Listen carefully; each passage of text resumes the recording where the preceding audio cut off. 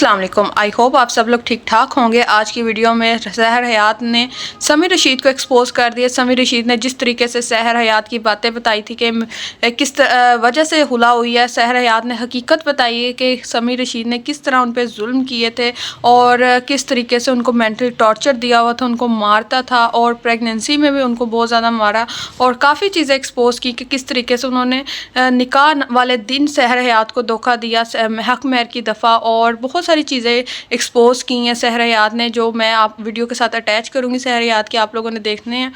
ला इलाहा इल्लल्लाह मोहम्मद रसूलुल्लाह। पंचतन पाक को हाजिर नाजिर जानते हैं, अल्लाह मेरा गवाह है। मैं 8 महीने प्रेग्नेंट थी, समी ने तब मुझ पे हाथ उठाया था। उसके बाद जिस दिन मैं समी को छोड़ के आई उस दिन समी ने मुझ पे हाथ उठाया। मैंने कहती समी मुझे सारी जिंदगी मारता रहा, लाशें डालते रहे, मैं कोई बात नहीं करी। 2 दफा समी ने मुझ पे हाथ उठाया और समी मुझे इतनी गालियां देते थे अपने पेरेंट्स के सामने, इतनी, मैं वो गालियां यहाँ पे बयान नहीं कर सकती, मैं आपको नहीं बता सकती। अपने पेरेंट्स के सामने, अपने छोटे भाई के सामने मुझे इतनी गलत गालियां, मेरे पास को घसीटना, तुम तो ऐसी थी, तुम तो वैसी थी, तुमसे किसी ने शादी नहीं करनी थी, तुम तो सड़क छाप लड़की थी, तुम नाचने वाली थी, 2 टके की तुम टिकटॉकर थी। मैं कमाती थी, आधा समी लेते थे। समी ने अगर मेरे साथ व्लॉग्स किए, समी ने व्लॉग्स के आधे पैसे मुझसे लिए। ससुर कभी भी माँ बाप नहीं होते। जितना मर्जी कोई सास ससुर कह दे कि हमारी बेटी है, हमारी बहू नहीं है, हम इसके वालिदैन हैं, अपनी औलाद ही अपनी औलाद होती है। मुझे कहा सबके सामने, मेरे पेरेंट्स के सामने, अच्छा तुम्हें अलग रखना है, ठीक है, एक शर्त पे रखूंगा, मेरे पैर का अंगूठा अपने मुंह में डाल के 20 मिनट बैठी रहो सहर, मैं तुम्हें अलग रख लूंगा।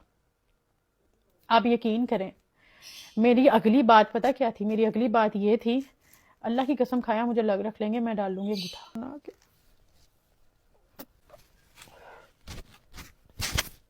पुलिस वालों को कह रहे थे आपको नहीं पता ये सड़क छाप औरतें हैं, मेरी माँ को बीच में, ठीक है, इनका काम है इस तरह की हरकतें करना, ठीक है, इसको तो किसी ने शादी नहीं करनी थी, तो मशहूर ज़माना बदनाम औरत है।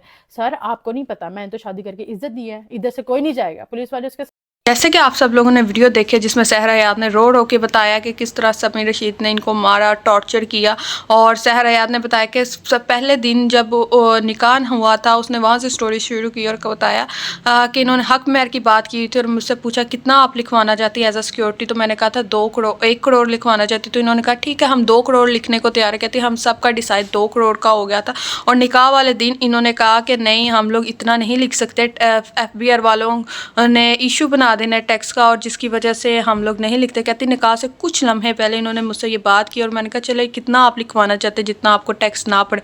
इन्होंने कहा हम लोग 50 लाख लिखवाना चाहते। कहती ठीक है, मैंने कहा एज अ सिक्योरिटी मेरा 50 लाख लिखने हैं आप लोग। कहती निकाह पे मौलवी को इन्होंने समझा दिया हुआ था, मौलवी ने 50 लाख बोला और उसके बाद हमने भी निकाह नामा नहीं पढ़ा और काफ़ी देर बाद मैंने समी को बोला अब तक तो निकाह नामा आ चुका होगा, तो मुझे इस निकाह नामा तो पढ़ाओ।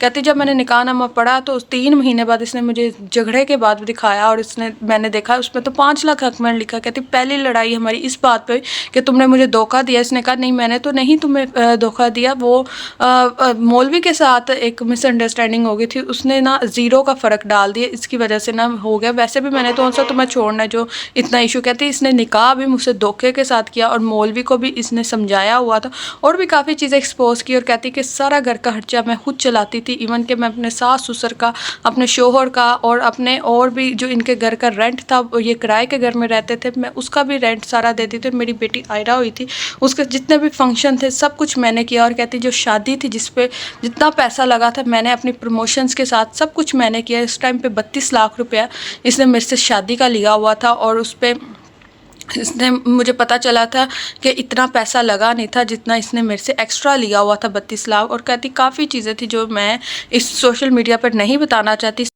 हालांकि मैंने इतनी सी बात पे कोई हुला लेने का फ़ैसला नहीं किया था। मैं 2.5 साल से बहुत सारी चीज़ें बर्दाश्त कर रही थी। मुझे रोज़ यही बोला जाता था कि तुम एक फ्लॉप टिकटॉकर हो, वरना लोग तो अपनी शोहरों के लिए गाड़ियाँ गिफ्ट कर रहे हैं, यूट्यूबर्स टिकटॉकर्स, तुमने आज तक मेरे लिए क्या किया? एक तुम फ्लॉप टिकटॉकर से मैंने कर ली। मैंने तो सोचा था मैं एक फ़ेमस बंदा बन जाऊँगा, मैं अभी तक फेमस ही नहीं हो रहा तुमसे शादी करने के बाद।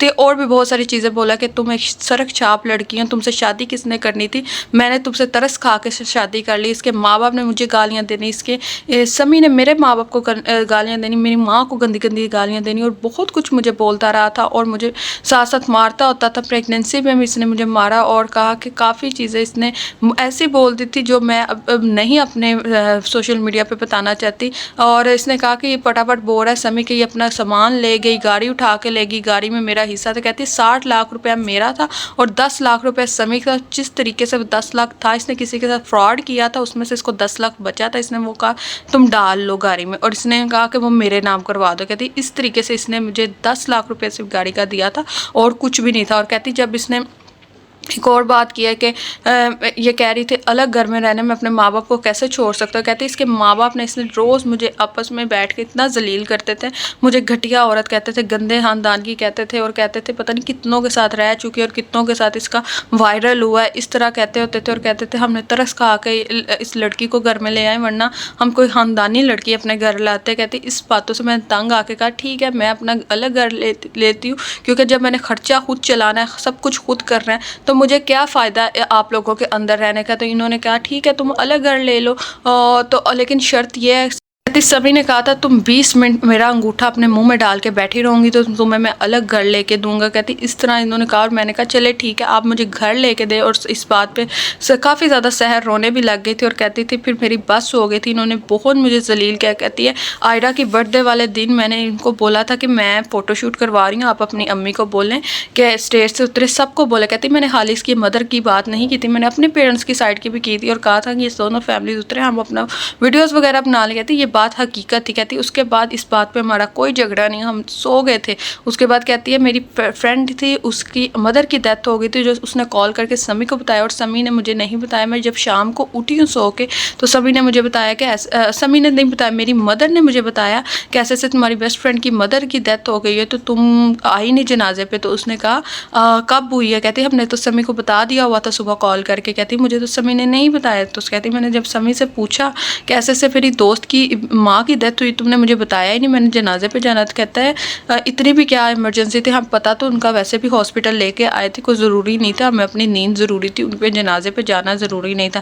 تو کہتی میں نے غصہ کیا اور بہت زیادہ نا میں جھگڑا کرنے شروع ہو گئی کہ آپ کو بتانا چاہیے تھا, مجھے نیند عزیز نہیں تھی, میں نے اپنی دوست کی امی کی تدفین پہ جانا تھا. وہ اب فائدہ, اب تو انہوں نے تدفین بھی کر دیا, میں افسوس کے لیے جانا چاہتی ہوں, اب میں افسوس کے لیے جاؤں گی. تو اس نے کہا کہ اتنا ہائپر کیوں ہو رہی ہے, کون سا تمہاری ماں مری, جس دن تمہاری ماں مری میں تمہیں ساتھ جا کے صبح ہی جا کے ادھر بٹھا دوں گا تمہاری ماں کی چارپائی کے پاس. کہتی اس بات پہ مجھے اتنا غصہ آیا, میں نے اتنا جھگڑا کیا, اس نے میرے پہ ہاتھ اٹھایا, اس کے باپ نے میرے پہ ہاتھ اٹھایا, اور کافی زیادہ چیزیں بولی.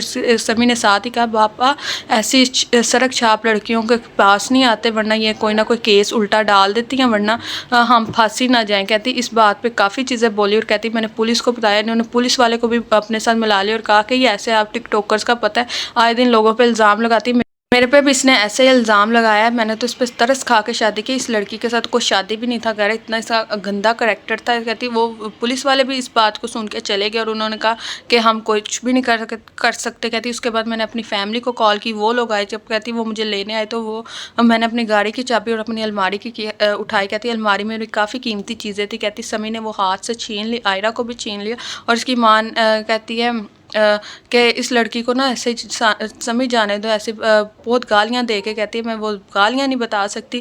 کہتی ہے ایسی لڑکیوں پہ بندہ لعنت بھیجے, ایسی لڑکیاں تو گھر میں رکھنے کی قابل نہیں. کہتی ایون کہ میں نے 2.5 سال ان کو اپنا پیسہ کھلایا, اپنا خرچہ کر کے دکھایا. کافی زیادہ اس طرح کے ایکسپوز کر کے سحر حیات روئی بھی. اور سمی نے بھی ایک پیغام بھیجا تھا کہ سحر حیات اگر ابھی بھی چاہتے کہ میری سمی کے ساتھ دوبارہ سے پیچ اپ ہو جائے تو سحر حیات حلالہ کر لے اور ہم دوبارہ سے نکاح کر لیتے. تو سحر حیات نے اس بات پہ کہا کہ میں پہلی بات میں کبھی حلالہ نہیں کروں گی اس بندے کے لیے, اور دوسری بات کبھی بھی میں اگر مجھے 100 دفعہ بھی آپشن ملے کہ سمی رشید سے شادی کرو, اور دوسری آپشن ملے کہ مجھے موت ہو جائے, تو کہتی ہے میں 100 دفعہ موت کو ہی چوز کروں گی, کبھی دوبارہ سمی رشید کو نہیں کروں گی چوز. اور کس نے کہا کہ آئندہ میری فیملی اور میری بیٹی اور کسی کے بارے میں کوئی بات نہ کی جائے, اور نہ ہی میں کوئی چیز ایکسپوز کروں. کہتی 7 مہینے سے میں اس کی بیوی نہیں ہوں, میں نے خلا خود لیا. اور کہتی ہے میں تنگ آ کے خلا لیا, جو میں چیزیں نہیں بتانا چاہتی تھی سمی نے مجھے مجبور کیا بتانے پہ, اور سمی قرآن پہ ہاتھ رکھ کے بتا دے کہ میں جھوٹ بول رہی ہوں. سحر حیات نے بھی جتنی بھی باتیں کی ہیں قرآن پہ ہاتھ رکھ کے اور کافی قسمیں کھا کے کی, اور کہا کہ اگر سمی کو لگتا ہے یہ جھوٹ ہے, یہ بھی قرآن پہ ہاتھ رکھ کے کہہ دے کہ یہ سب کچھ جھوٹ ہے.